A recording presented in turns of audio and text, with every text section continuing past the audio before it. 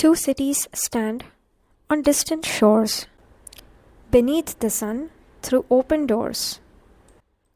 One forged in time with ancient grace, the other, rising, sets a pace.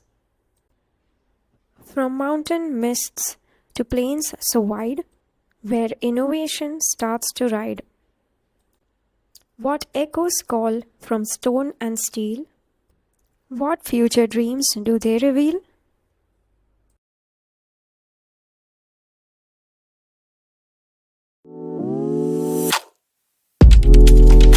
What do Pune in India and Bogota in Colombia have in common? They're 16,000 kilometers apart, but both cities are racing to handle rapid growth, traffic congestion, and housing challenges. Let's compare how two very different cities are facing the same urban problems with very different design ideas. Pune's urban fabric tells a story of organic evolution.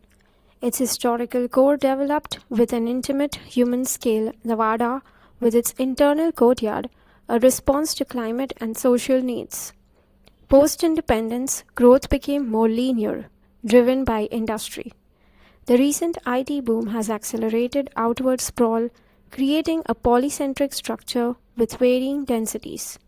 The underlying logic is largely outward expansion. Bogota's morphology is dictated by its dramatic geography. Hemmed in by the Andes, its growth is layered vertically on the plains and laterally up the slopes. This topographic determinism has shaped distinct urban zones. The flat savanna accommodates large-scale infrastructure and modern development, while the hillsides are characterized by the denser, more varied architecture of the barrios, an intrinsic response to the terrain. Here, the logic is adaptation and layering. The architecture of mobility fundamentally reshapes the urban environment.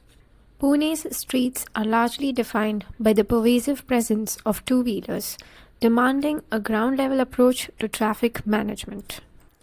Pune's BRTS, a high-profile attempt to speed bus travel with dedicated lanes and priority signaling, hampered by delays but influential in steering Pune towards multimodal transit alongside metro ambitions.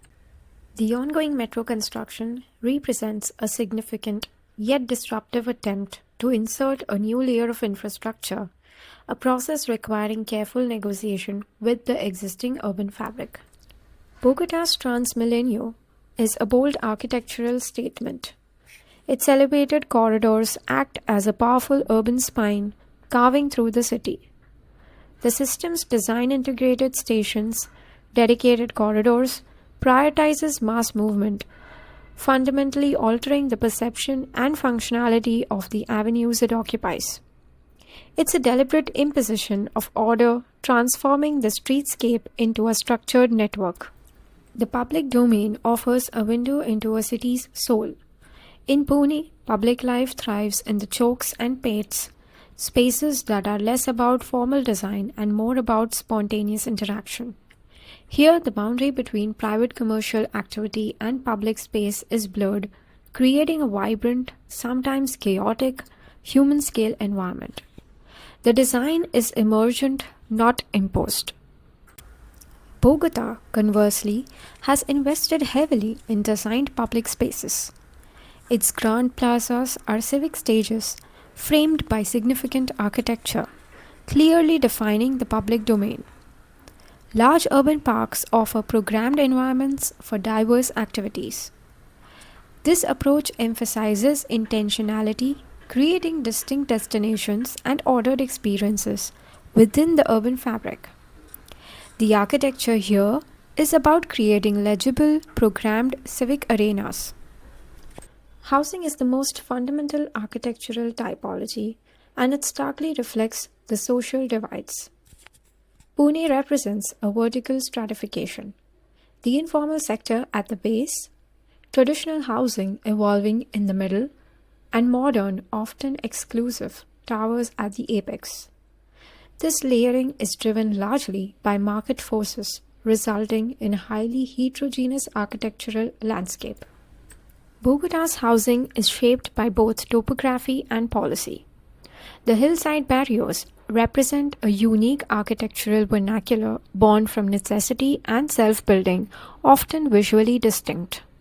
The city's significant investment in large scale social housing complexes adds another architectural layer, aiming to provide formal dwellings contrasting with the informal growth and the aspirational zones.